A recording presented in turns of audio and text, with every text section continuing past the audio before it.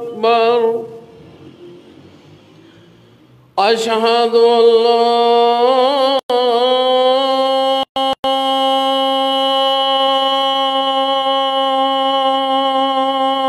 إلا الله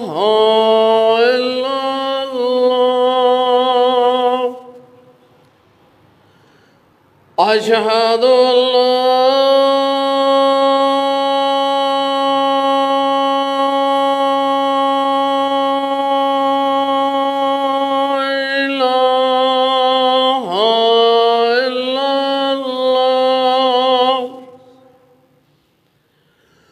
أشهد أن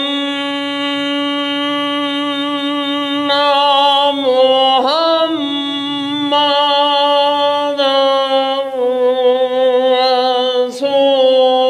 رسول الله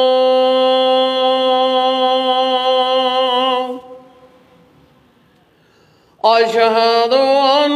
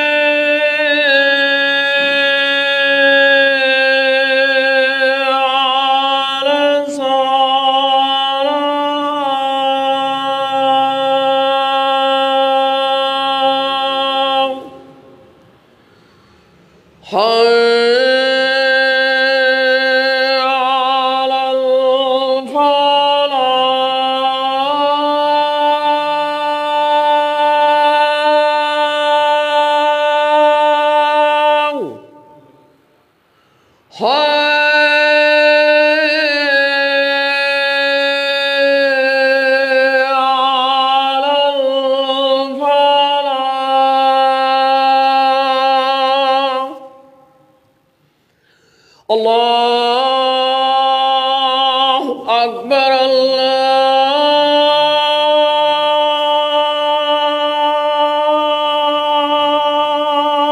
أكبر لا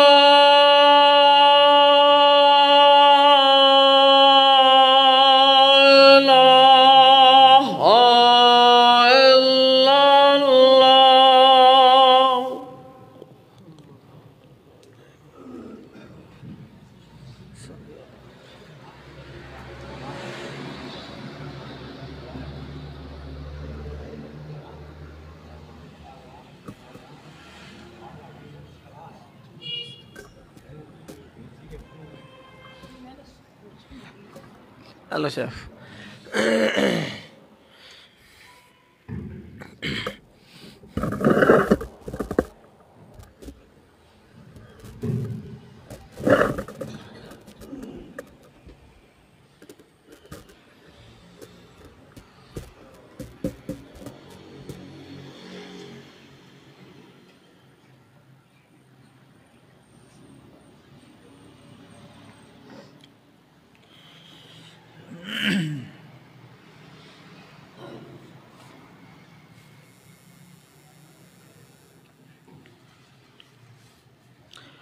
السلام علیکم ورحمۃ اللہ وبرکاتہ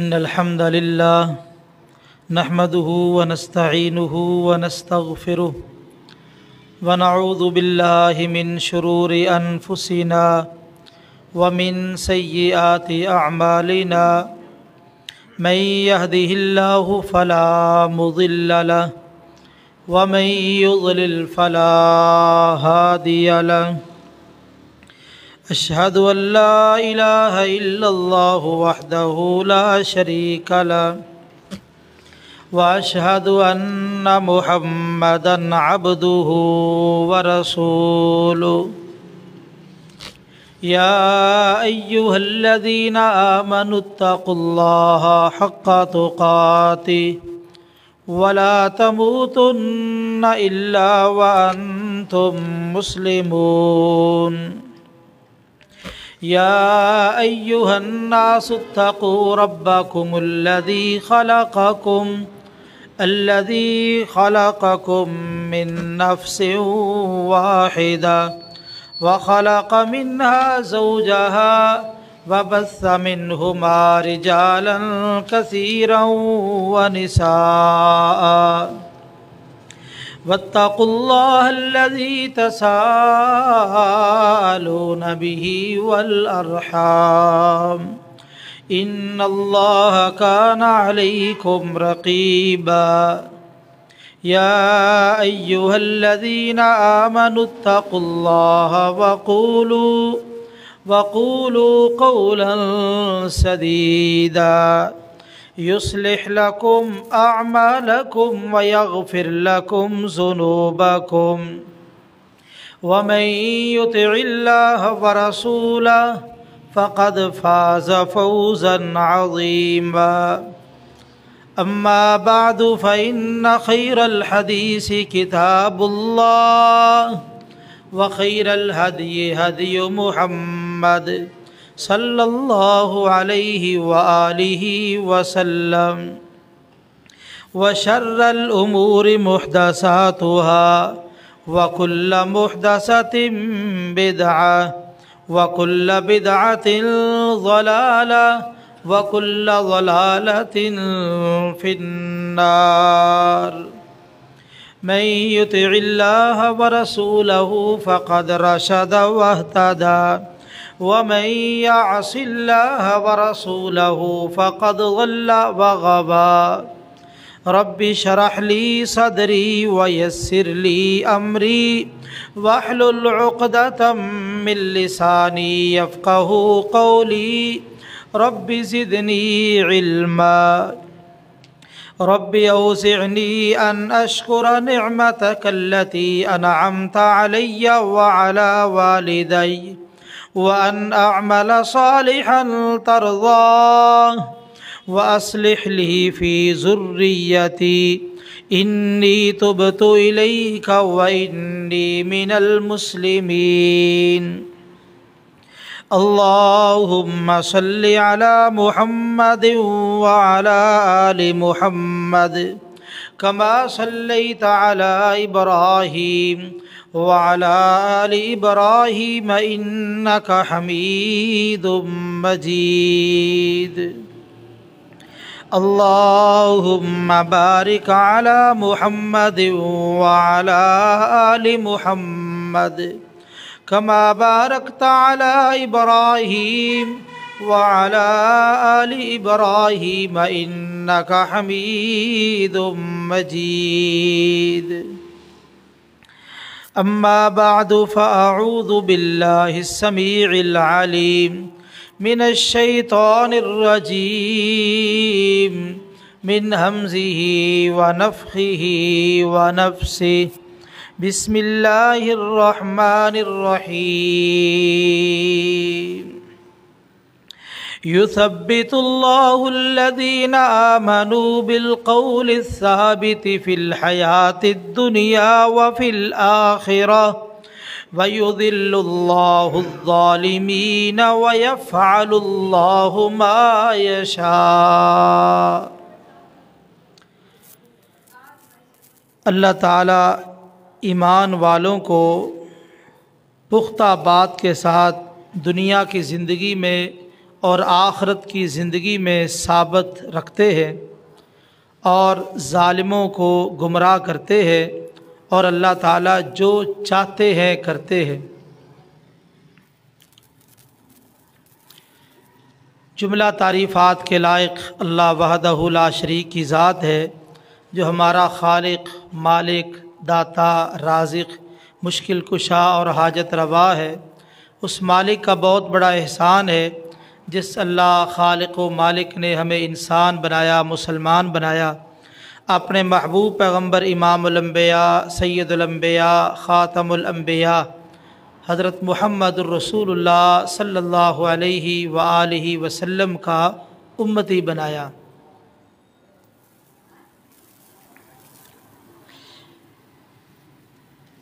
دنیا کی زندگی عارضی زندگی ہے. یہاں اللہ تعالیٰ نے ہمیں ایک مقصد کے لیے بھیجا ہے جس کی وضاحت قرآن مجید میں کی ہے. لِيَبْلُوَكُمْ أَيُّكُمْ أَحْسَنُ عَمَلًا. اللہ دیکھنا چاہتے ہیں کہ تم میں سے خوبصورت عمل کون کرتا ہے. ہمارے اوپر ایک جہان گزر چکا ہے جس کو عالم جنین کہتے ہیں. ہم ماں کے پیٹ میں کچھ وقت گزار چکے ہیں اور اس وقت دنیا میں وقت گزار رہے ہیں. ایک وقت آئے گا کہ ہم نے اس سے آگے عالم برزخ میں جانا ہے اور اس کے بعد قیامت ہے، جنت اور جہنم ہے. یہ تمام مراحل ایسے ہیں جن سے ہم نے گزرنا ہی گزرنا ہے، اور ہر مسلمان اس پر ایمان رکھتا ہے اور اپنی بساط کے مطابق تیاری بھی کرتا ہے.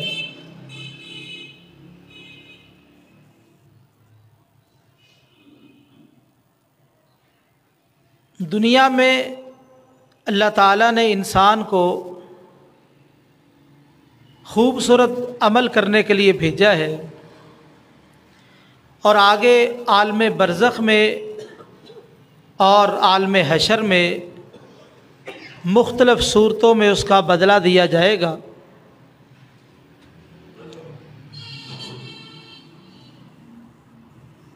آج ہم عالم برزخ کے اندر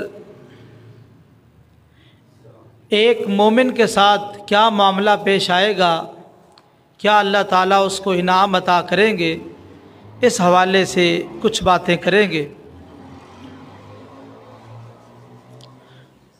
عذاب قبر برحق ہے، اس میں کوئی شک نہیں. اماں جی عائشہ رضی اللہ تعالی عنہ، ان کے پاس ایک یہودیہ عورت آئی.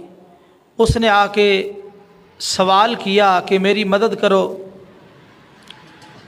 اماں جی نے اس کی مدد کی. اس نے آگے سے دعا دی، اعاذک اللہ من عذاب القبر، اللہ تعالیٰ آپ کو عذاب قبر سے محفوظ فرمائے. ایک دوسری روایت میں یہ ہے کہ اعاذک اللہ من فتنۃ الدجال ومن عذاب القبر، اللہ تعالیٰ آپ کو فتنہ دجال سے محفوظ رکھے اور عذاب قبر سے محفوظ رکھے. اماں جی عائشہ رضی اللہ تعالی عنہ نے اس کو روک لیا. نبی کریم صلی اللہ علیہ وسلم جب آئے تو آپ کو یہ بتایا کہ اس عورت کے مجھ سے سوال کیا، میں نے اس کو کچھ دیا، تو اس نے یہ کلمات آگے سے کہے. نبی کریم صلی اللہ علیہ وسلم نے اس موقع پر فرمایا تھا عذاب القبر حق، عذاب قبر برحق ہے. اماں جی فرماتی ہیں کہ اس کے بعد نبی کریم صلی اللہ علیہ وسلم کو جو میں نے دیکھا، آپ نے جو بھی نماز پڑھی ہر نماز کے اندر یہ دعا ضرور پڑھی، اللہم انی اعوذ بک من عذاب القبر واعوذ بک من عذاب جہنم واعوذ بک من فتنۃ المسیح الدجال واعوذ بک من فتنۃ المحیا والممات اللہم انی اعوذ بک من المأثم والمغرم. یہ تشہد کے اندر درود شریف کے بعد دعا پڑھی جاتی ہے. آپ نے اس کے بعد جو بھی نماز پڑھی تو آپ نے ہر نماز کے اندر یہ دعا پڑھی جس میں یہ ذکر ہے کہ اللہ میں عذاب قبر سے تیری پناہ چاہتا ہوں. عثمان رضی اللہ تعالی عنہ جب ان کے سامنے قبر کا ذکر ہوتا تو بہت زیادہ روتے. کتنا روتے؟ حتیٰ تبل لحیتہ، راوی کا بیان ہے اتنے آنسو بہاتے کہ ان کی داڑھی تار ہو جاتی. ہم وضو کرتے ہیں تو وضو کرتے وقت ہم داڑھی کو بھی بھگوتے، یہاں سے قطرے گر رہے ہوتے. حتیٰ تبل لحیتہ، اتنا روتے کہ ان کی داڑھی تار ہو جاتی۔ کہا گیا آپ اتنا کیوں روتے ہیں؟ بالخصوص قبر کی جب بات چیت ہوتی ہے تو آپ زار و قطار روتے ہیں، کیا سبب اور کیا وجہ ہے؟ فرماتے ہیں کہ ان القبر اول منزل من منازل الاخرہ، قبر آخرت کی گھاٹیوں میں سے پہلی گھاٹی ہے، آخرت کے مراحل میں سے پہلا مرحلہ ہے۔ جو آدمی قبر کے اندر کامیاب ہو گیا وہ آخرت میں بھی کامیاب ہے، اور جو قبر میں ناکام ہے وہ آخرت میں بھی ناکام ہے۔ آگے فرماتے ہیں میں نے نبی کریم صلی اللہ علیہ وسلم کو فرماتے ہوئے سنا ہے، آپ نے فرمایا ما رأیت منظرا قط الا القبر افظع، میں نے جتنے بھی مناظر دیکھے ہیں خوفناک خطرناک، قبر سب سے زیادہ خطرناک منظر ہے، قبر سے بڑھ کے کوئی خطرناک نہیں۔ تو جب قبر اتنی خطرناک ہے تو اس کی تیاری بھی ضروری ہے، اور قبر میں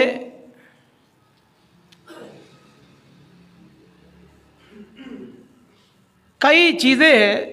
ایک تو قبر تنگ ہے، قبر تنگ ہے، دوسری بات اس میں اندھیرا ہے، تیسری بات اس میں تنہائی ہے،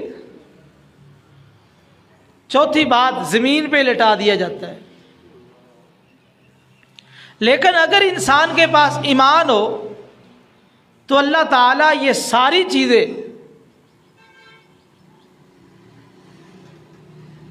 بدل دیتے ہیں اور اس کے لیے آسانیاں کر دیتے ہیں۔ کیوں؟ اللہ کا وعدہ ہے یثبت اللہ الذین آمنوا بالقول الثابت فی الحیات الدنیا وفی الآخرہ، اللہ تعالیٰ ایمان والوں کو پختہ بات کے ساتھ دنیا کی زندگی میں اور آخرت میں ثابت قدم رکھتے ہیں۔ اللہ یہاں پر بھی مومن کو پریشان نہیں ہونے دیتے۔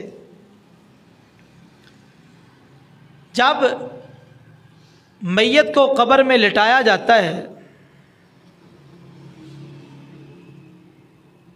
قبر میں لٹا کے لوگ دفن کر کے مٹی ڈال کے واپس پلٹتے ہیں، تو میت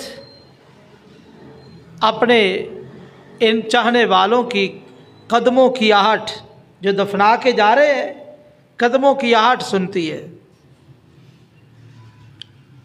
شاید اللہ اس لیے سناتے ہیں کہ یہ وہ تھے جن پہ تجھے بڑا اعتماد تھا۔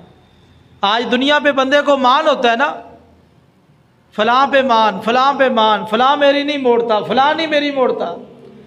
میت کو اللہ تعالیٰ سناتے ہیں کہ یہ وہ لوگ ہیں جن پر تجھے بڑا مان تھا، آج تیری روح تیرے جسم سے جدا ہوئی تو یہ تجھے قبر کے حوالے کر کے جا رہے ہیں۔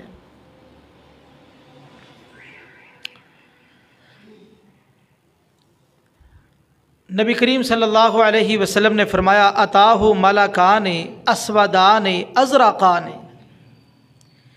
اس میت کے پاس دو فرشتے آتے ہیں، کالے رنگ، نیلی آنکھیں، ایک کا نام منکر ہے اور دوسرے کا نام نکیر ہے، نام بھی بڑے عجیب۔ اور بعض فقہا نے یہ بات لکھی، حدیث میں نہیں ہے، فقہا نے یہ بات لکھی ہے کہ جو مومن ہے اس کے لیے یہ مبشر اور بشیر بنائے جاتے ہیں، واللہ اعلم۔ نبی کریم صلی اللہ علیہ وسلم نے یہی فرمایا کہ منکر اور نکیر یہ دو فرشتے اس کے پاس آتے ہیں۔ اور ایک حدیث میں یہ آتا ہے کہ ان الامۃ ان هذه الامہ تبتلی فی قبورہا، اس امت کو قبروں کے اندر آزمایا جاتا ہے اور فتنہ دجال کے قریب قریب آزمایا جاتا ہے۔ فتنہ دجال آدم علیہ السلام سے لے کے قیامت تک جتنے بھی فتنے آئیں گے، فتنہ دجال سے بڑا فتنہ کوئی نہیں ہے، سب سے بڑا فتنہ ہے۔ اور قبر کے اندر جو آزمائش ہے یہ فتنہ دجال کے قریب قریب ہے۔ اس حدیث سے یہ بات معلوم ہوتی ہے کہ نیک آدمی کے پاس بھی جو فرشتے آتے ہیں شکلیں وہی ہوتی ہے۔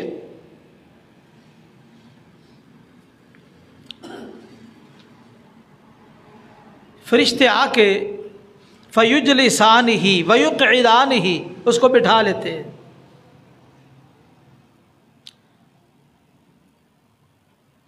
اللہ تعالیٰ کیسے اس بندے کو ثابت قدم رکھتے ہیں؟ جب بٹھاتے ہیں تو یہ اپنی آنکھیں ملتا ہے، یمسح عینیہ، اپنی آنکھیں ملتا ہے جس طرح بندہ سو کے اٹھتا ہے۔ اب اللہ تعالیٰ کیسے اس کو ثابت قدم رکھ رہے ہیں؟ بیٹھتے ہی آپ نے فرمایا مسلت لہ الشمس عند الغروب، سورج جب غروب ہو رہا ہوتا ہے اس کو قبر میں وہ کیفیت دکھائی جاتی ہے۔ جب یہ قبر میں وہ کیفیت دیکھتا ہے کہ سورج غروب ہونے کے قریب ہے، میری نماز رہ گئی، کہتا دعونی اصلی، مجھے چھوڑو میں نماز پڑھ لوں۔ جو دنیا کے اندر نمازیں پڑھتا ہے آج مرنے کے بعد بھی اس کو سب سے پہلی چیز جو یاد آ رہی ہے وہ نماز ہے۔ اور ابن حبان میں حدیث ہے، نبی کریم صلی اللہ علیہ وسلم نے فرمایا جب فرشتے قبر میں سوال کرنے کے لیے آتے ہیں کانت الصلاۃ عند راسی، اس کے سر کے پاس نماز آ جاتی ہے، والزکوٰۃ عن یمینی، اور اس کی دائیں جانب زکوٰۃ، والصوم عن شمالی، اور روزے بائیں جانب، والعمل عند رجلی، اور باقی جتنی نیکیاں ہیں وہ پاؤں کے پاس۔ چاروں طرف سے نیک اعمال اس بندے کو گھیر لیتے ہیں۔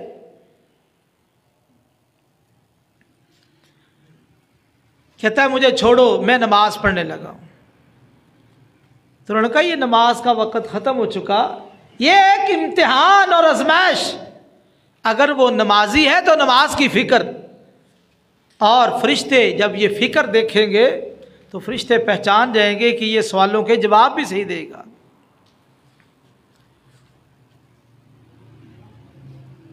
پہلا سوال فیما کنتا، فیما کنتا، کہاں زندگی بسر کر کے آیا ہے؟ تو دنیا کو چھوڑ کے قبر میں آیا ہے، فیما کنتا، کیا کر رہا تھا؟ کیا کر رہا تھا؟ تیرے مقاصد کیا تھے؟ تیرے پروگرام کیا تھے؟ تیرا منہج کیا تھا؟ فیما کنتا، یہ پہلا سوال قبر کے اندر۔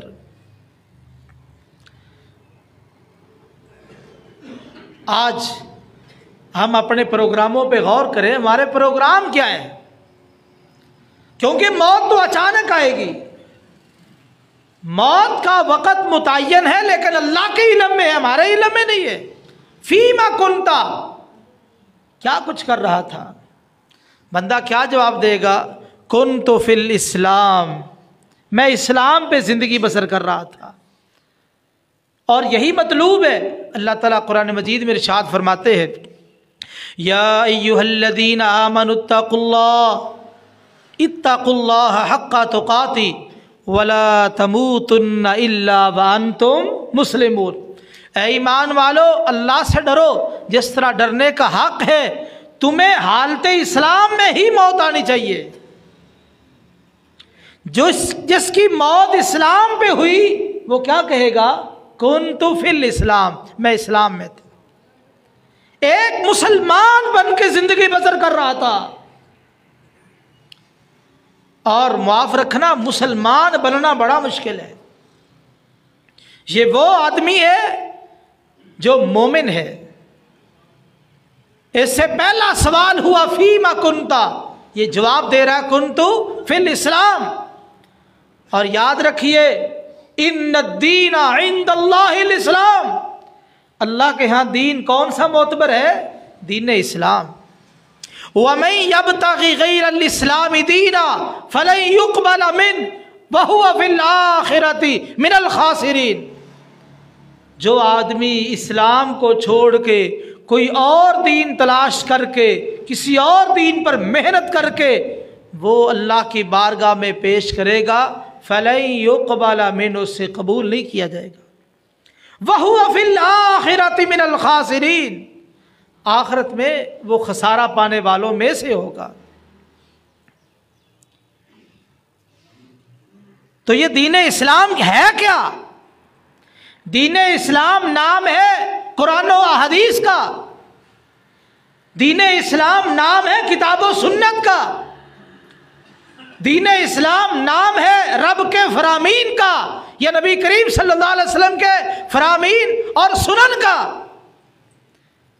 اور یاد رکھیے دین اسلام میں جو ملاوٹ کرتا ہے تو دین خالص نہیں رہ جاتا. بس دین میں اللہ اور اس کے رسول کی بات حرف آخر ہے، انہی کی بات کو قبول کرنا ہے اور انہی کی بات کو تھامنا ہے اور اپنانا ہے. پہلا سوال. دوسرا سوال، مر ربک، تیرا رب کون ہے؟ دنیا میں تو لوگوں نے کئی رب بنا رکھے ہیں، یہود نے، نصارہ نے اپنے اپنے رب بنا رکھے ہیں. اتخذوا، قرآن مجید میں اللہ فرماتے ہیں اتخذوا احبارہم ورہبانہم اربابا من دون اللہ، یہودیوں نے اور عیسائیوں نے اللہ کو چھوڑ کے اپنے مولویوں کو، اپنے درویشوں کو رب بنا لیا تھا. کیا رب بنانے کا معنی ہے؟ عدی بن حاتم رضی اللہ تعالی عنہ جب مسلمان ہوئے، اس آیت کا علم ہوا تو سوال کیا، حضور ہم نے تو اپنے مولویوں کو رب نہیں بنایا تھا، اپنے درویشوں کو رب نہیں بنایا تھا، قرآن کہتا رب بنا لیا. آپ نے کہا تو مجھے ایک سوال کا جواب دے، جب یہ تمہارے مولوی اور درویش تمہارے لیے کوئی چیز حلال کرتے تھے، اللہ کی شریعت میں وہ حرام تھی، مولوی حلال کرتے تھے، تم حلال سمجھتے تھے کہ نہیں؟ جی کیوں سمجھتے تھے؟ اگر مولوی اللہ کی حلال کردہ چیز کو حرام کرتے تم سمجھتے تھے کہ نہیں؟ یہ سمجھتے تھے. کسی کو حل و حرمت کی جگہ پہ بٹھانا، جس کو وہ حلال کہہ دے حلال سمجھنا، جس کو حرام کہہ دے حرام سمجھنا، یہ اس کو رب بنانے کے مترادف ہے. اور آج دنیا میں جن لوگوں کی تقلید رائج ہے، ان مقلدین کے نام یہ پیغام ہے. مقلدین بھی اپنے امام کو در حقیقت رب بناتا ہے کہ جو مقلد نے کہا، جو امام نے کہا وہی مقلد تسلیم کرے گا. التوضیح والتلویح ایک معتبر کتاب ہے، نصاب کے اندر شامل ہے. آپ اس کتاب کے مقدمے میں دیکھیں، وہاں لکھا وعلی المقلد ان یعتقد حق رأی امامی، مقلد پہ یہ بات لازم ہے اپنے امام کی رائے کو حق سمجھے. جو امام نے کہا وہ حق ہے، لیکن ایک مسلمان کے ذمے کیا لازم ہے؟ اللہ اور اس کے رسول کی بات کو حق سمجھے. مقلد کے ذمے امام کی بات کو حق سمجھے. یاد رکھیے معاملہ بڑے خطرے میں ہے، معاملہ خطرے میں ہے. حق کتاب و سنت کا نام ہے، قرآن و حدیث کا نام ہے. امام کی آراء اور امام کی تقلید اور امام کے اقوال یہ برحق نہیں، برحق کتاب و سنت ہے. تو اس لیے جو آدمی ان کی ہر بات کو حق سمجھتا ہے، کتاب و سنت کے بجائے حق ان کو سمجھتا ہے، تو یاد رکھیے ایسے بندے کا ایمان خطرے میں ہے. ماں نامہ تجلی، ہندوستان سے ایک رسالہ چھپتا تھا. اس رسالے میں ایک بندے نے سوال کیا. سوال کیا تھا؟ سوال یہ تھا کہ ہمارے ہاں نماز تراویح پڑھانے کے لیے ایک نابالغ بچہ جو حافظ قرآن ہے وہ نماز تراویح پڑھانے کے لیے آیا ہوا ہے. فرضی نمازیں پڑھانے کے لیے ہمارے امام صاحب موجود ہیں. کبھی کبھار ایسا ہوتا ہے کہ فردی نماز پڑھانے کے لیے امام صاحب موجود نہیں ہوتے، کسی کام کی غرض سے ادھر ادھر چلے جاتے ہیں، تو وہ حافظ قرآن بچہ ہمیں فرضی نماز پڑھا دیتا ہے، کیا ہمارا اس کے پیچھے فردی نماز پڑھنا درست ہے؟ یہ سوال کیا۔ نیچے اس نے لکھا کہ آپ اس مسئلے کو کتاب و سنت کی روشنی میں واضح کریں۔ کیا لکھا؟ آپ اس مسئلے کو کتاب و سنت کی روشنی میں واضح کریں کہ ہمارا اس حافظ قرآن کے پیچھے فرضی نماز پڑھنا درست ہے یا نہیں۔ یہ سوال ایک طرف، پہلے حدیث کا حوالہ صحیح بخاری میں ہے، نبی کریم صلی اللہ علیہ وسلم کے ایک صحابی، ان کی عمر 6 سال یا 7 سال تھی، جب قبیلے والے مسلمان ہوئے سب سے زیادہ قرآن ان کو یاد تھا، امامت کی باری آئی تو انہوں نے کہا چونکہ زیادہ قرآن اس کو یاد ہے، اس کو مصلی پہ کھڑے کرو۔ صحیح بخاری میں ہے 6 سال یا 7 سال کا بچہ وہ اپنی قوم کی امامت کرا رہا ہے۔ تو ہمارے نزدیک جس کو قرآن یاد ہے، شعور والا بچہ ہے، سمجھدار بچہ، وہ نماز پڑھا سکتا ہے۔ اب جواب سنیے، سوال تو سمجھ آ گیا۔ نابالغ بچہ حافظ قرآن ہے، کبھی کبھار فرضی نماز پڑھاتا ہے تو اس کے پیچھے نماز ہوتی ہے یا نہیں؟ آپ اس مسئلے کو کتاب و سنت کی روشنی میں واضح کریں۔ جواب کہتے ہیں کہ اس حافظ قرآن کے پیچھے آپ کا فرضی نماز پڑھنا درست نہیں۔ جواب دے دیا۔ آگے نوٹ، یہ جواب بھی جس طرح میں نے حدیث بیان کر دی غلط ہے۔ حافظ قرآن ہو، شعور والا ہو، سمجھ والا ہو تو اس کے پیچھے نماز ہو سکتی ہے۔ حدیث کا حوالہ میں عرض کر چکا ہوں صحیح بخاری سے۔ اس کے نیچے ایک نوٹ لکھا ہے، آپ نوٹ سنیں اور آپ کے رونگٹے کھڑے ہو جائیں گے۔ نوٹ کیا لکھا؟ آپ جیسے جاہل مسئلہ پوچھتے وقت نیچے یہ لکھ دیتے ہیں مسئلہ کتاب و سنت کی روشنی میں واضح کرے۔ ہمارے ہاں فقہ حجت ہے، ہمارے ہاں فقہ حجت ہے، نہ کہ کتاب و سنت۔ اب بتلائیے اسلام کہاں گیا؟ کہاں گیا اسلام؟ قرآن کہاں گیا؟ حدیث کہاں گئی؟ تو میرے بھائیوں، اس لیے اپنے عقائد کو درست کرو اگر قبر میں نجات چاہتے ہو۔ اپنے عقائد کو صاف ستھرا کرو، شفاف کرو۔ کتاب و سنت روئے زمین پر یہ 2 ایسی چیزیں ہیں جو حضور لے کے آئے، عرب کے بدوؤں کی اصلاح کی، ان کو دنیا کے قافلوں کا امام بنایا، اور آپ جانے لگے فوت ہونے سے پہلے آپ نے کہا تھا ترکت فیکم امرین، میں 2 ہی چیزیں چھوڑ کے جا رہا ہوں، 2 ہی لے کے آیا، 2 کے ساتھ تمہاری اصلاح، تربیت اور تمہارا تزکیہ نفس کیا، اب 2 ہی چھوڑ کے جا رہا ہوں۔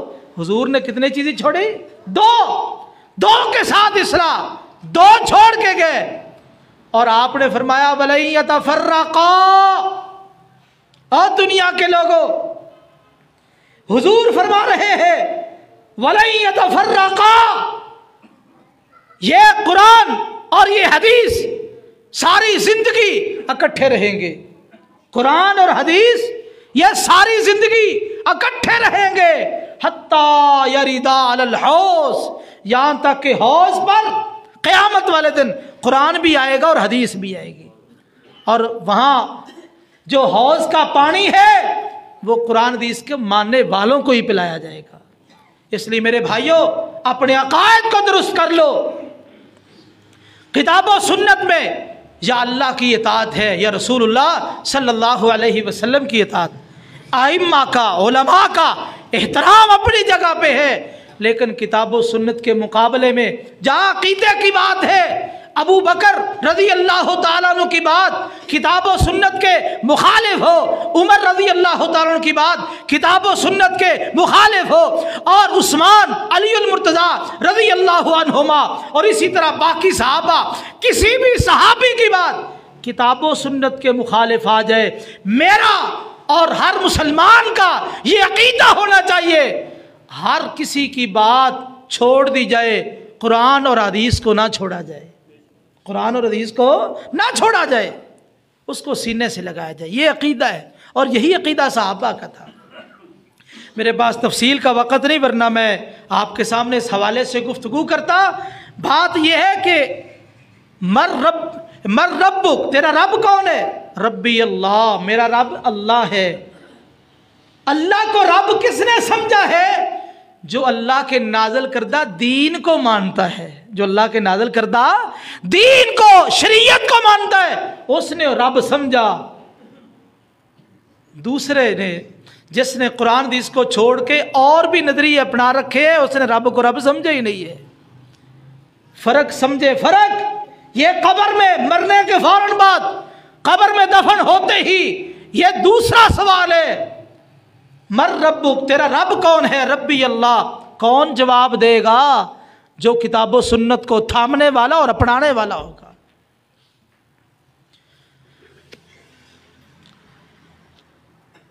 تیسرا سوال، حل رأیت اللہ، تو نے اللہ کو دیکھا ہے؟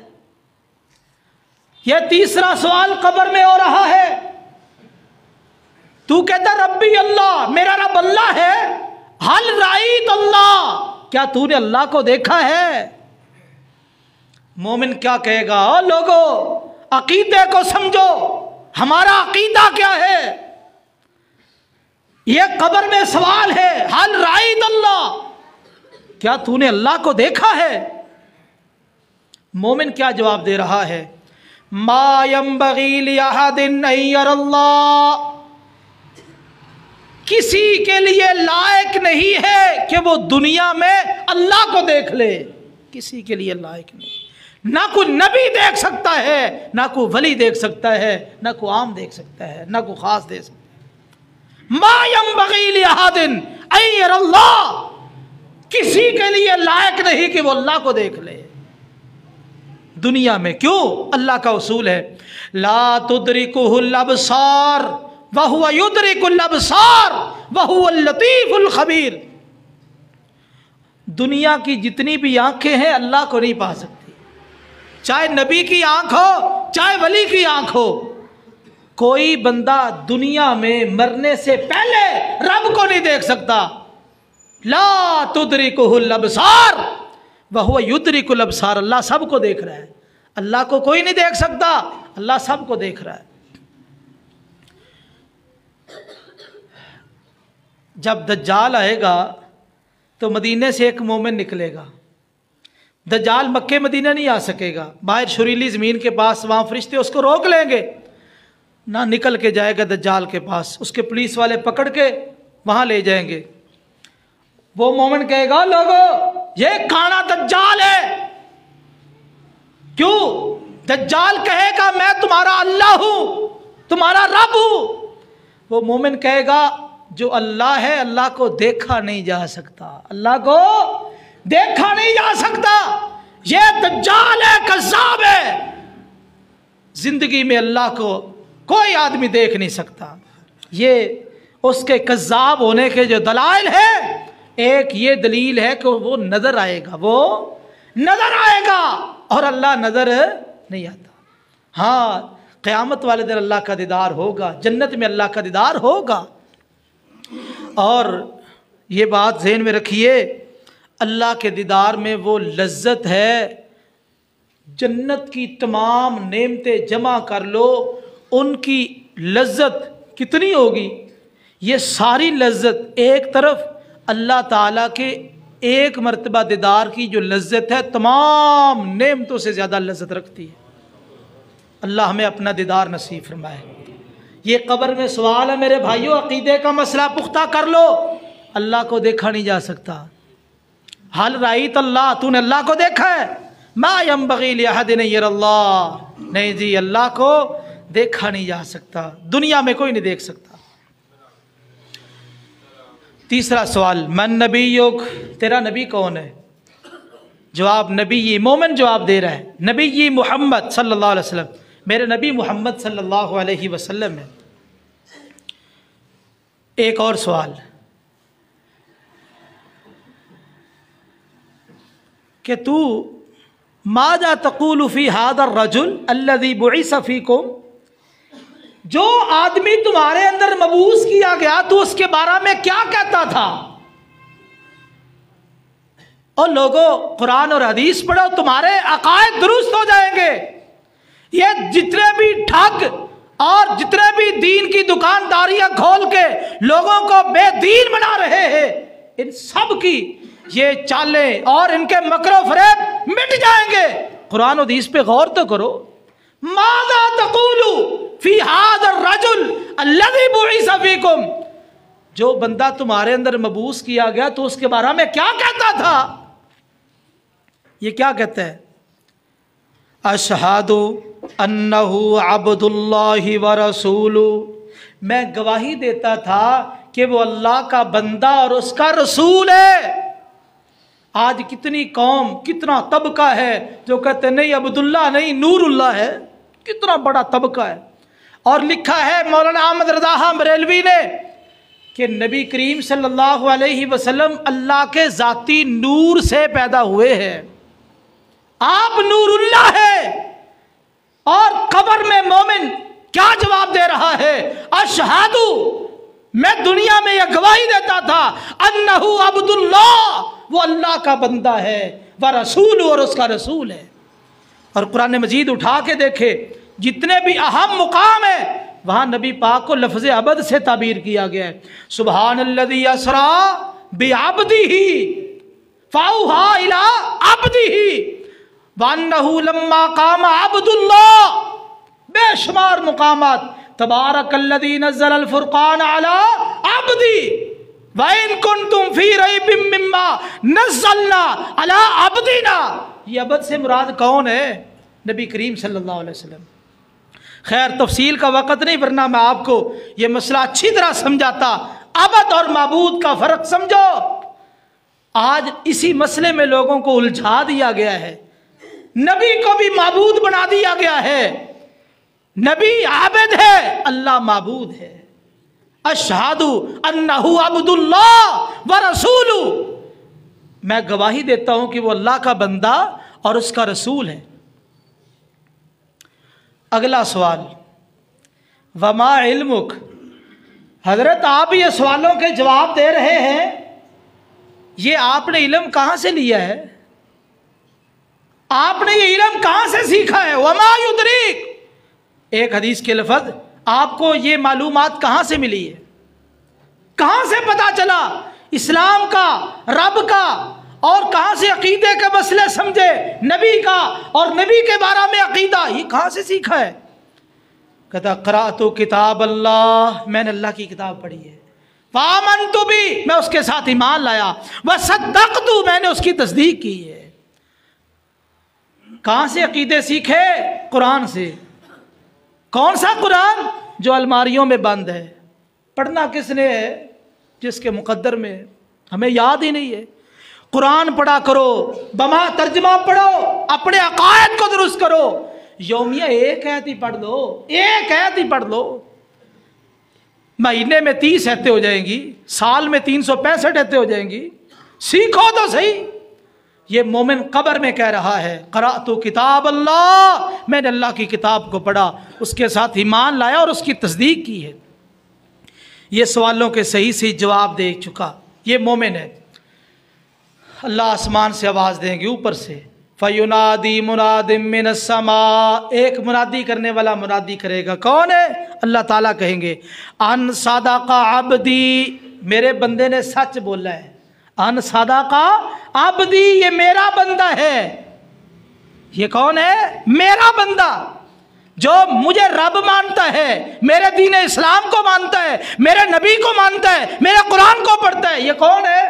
عبدی، یہ میرا بندہ ہے، یہ میرا بندہ ہے۔ اللہ اکبر، جس کو اللہ اپنا بندہ کہہ رہے ہیں، کتنی فضیلت ہے اس بندے کی۔ ان صدق عبدی، یہ میرا بندہ ہے۔ دنیا میں بندے تو کئی قسم کے ہیں، تائیس عبد الدینار والدرہم والخمیسہ والقمیصہ۔ حضور نے فرمایا کچھ دینار کے بندے، کچھ درہم کے بندے، کچھ کپڑے کے بندے، کچھ چادر کے بندے، روپے پیسے کے بندے، چند ٹکوں کی خاطر بک جانے والے، چند ٹکوں کی خاطر ایمان بیچنے والے، یہ टके के बंदे और ये रुपए पैसे के बंदे हैं। लेकिन कब्र में क्या कहा जा रहा है, अन सादा का अब्दी, मेरे बंदे ने सच बोला है।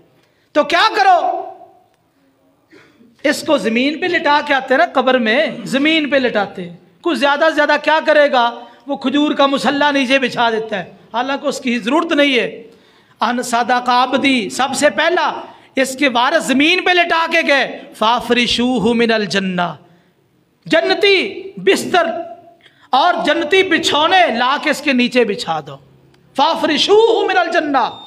और कफन दुनिया का उसको छोड़ो, वालबिसूहु मिनल जन्ना, जन्नती लिबास पहना दो, वफ्तहू लहू बाबन इलल जन्ना, जन्नत की तरफ एक खिड़की खोल दो। खिड़की खोल दी गई, फयाती मिर रूहिहा व तीबिहा, जन्नत की हवाएं और खुशबुएं इस तक आ रही है। यहाँ पे बस नहीं, जरा एक खिड़की जहन्नम की तरफ भी खोलो, कब्र है मोमिन की, जन्नत की तरफ खिड़की खोल गई, एक जहन्नम की तरफ भी खोलो। फयराहुमा जमिया, बंदा जन्नत और जहन्नम दोनों के मनाजर देख रहा है, जन्नत को भी देख रहा है, जहन्नम को भी। फरिश्ते कहते हैं ये जहन्नम है, अगर तू नेक अमल करके ना आता, रब को राजी करके ना आता, तो ये जहन्नम तेरा ठिकाना था। जहन्नम देखेगा, यहतिमु बादुहा बादा, जहन्नम आग खा रही है एक दूसरे को, जहन्नम के अंदर चीखो पुकार है, ये जहन्नम, उधर से जन्नत के मनाजर, ये दोनों को देख, तू नेक अमल करके आई, जन्नत तेरा ठिकाना हो, वो फलां ठिकाना तेरा, अगर तू बुरे अमल करके आता, ये जहन्नम तेरा ठिकाना था। फयराहुमा जमिया, और कब्र में तन्हाई है, अंधेरा है। नबी पाक सल्लल्लाहु अलैहि वसल्लम ने फरमाया कि जिस तरह 14वीं रात का चांद चमकता है ना, रात रोशन हो जाती है, इस तरह मोमिन की कब्र में रोशनी होती है, 14वीं रात के चांद की तरह वो इतना रोशन हो जाती है कब्र, रोशनी रोशनी। और इसी तरह उस कब्र में तंगी है, इतनी फराख कर दी जाती, जहां तक मोमिन की नजर पहुंचती है कब्र को फराख कर दिया तो खोल दिया जाता है। और इसी तरह यह कब्र तन्हाई का घर है। नबी पाक ने फरमाया एक आदमी इसके पास आता है, कैसा है, हसनुल वज्ह, चेहरा बड़ा प्यारा है, हसनुस सियाब, कपड़े बड़े खूबसूरत है।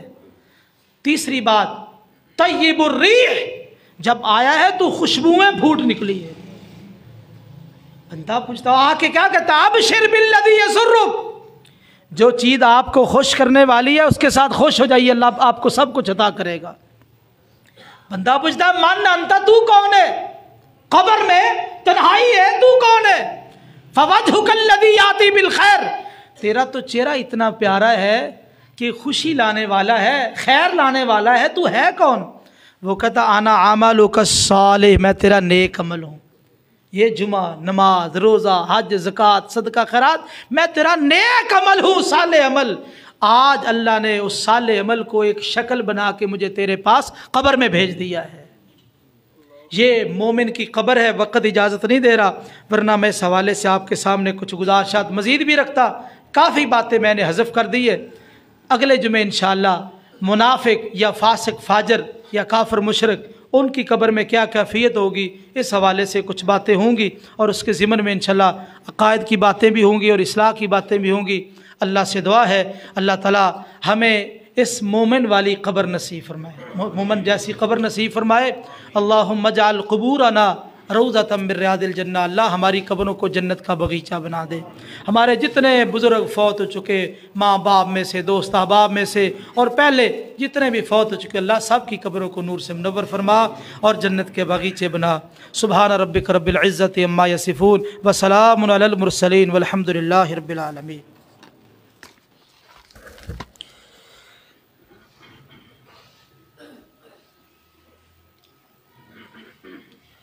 इन्नल हम्दुलिल्लाह नहमदुहु व नस्तईनुहु व नस्तगफिरुहु व नऊज़ु बिल्लाहि मिन शुरूरि अनफुसिना व मिन सय्यिआति अअमालिना मन यहदिहिल्लाहु फला मुदिल्ल लहु व मन युद्लिल फला हादिय लहु। अशहदु अन ला इलाहा इल्लल्लाहु वहदहु ला शरीक लहु व अशहदु अन्ना मुहम्मदन अब्दुहु व रसूलुहु। 5 मिनट ऊपर हो गए, तो इसलिए मैंने ऊपर लगाए कि जब मैंने खुतबा शुरू किया उस वक़्त कलील लोग थे, تو میرے بھائیوں خطبہ خطاب سے ہے، خطاب بندوں کو ہوتا ہے، دیواروں کو تو ہوتا نہیں ہے۔ تو آپ نے آنا تو ہوتا ہے، تو ذہن بنا لے کہ میں نے خطبہ جمعہ شروع ہونے سے پہلے مسجد میں جانا ہے، تو میرا خیال آ سکتے ہیں۔ جو دوست آتے ہیں وہ بھی ہمارے جیسے ہی ہے، آپ بھی آ سکتے ہیں۔ تو یہ خیر کا کام ہے، بھلائی کا کام ہے، اس میں تاخیر نہیں کرنی چاہیے۔ ہر جمعے لیٹ آنا یہ ایک اچھا طریقہ نہیں ہے۔ اللہ تعالیٰ آپ کو توفیق نصیب فرمائے۔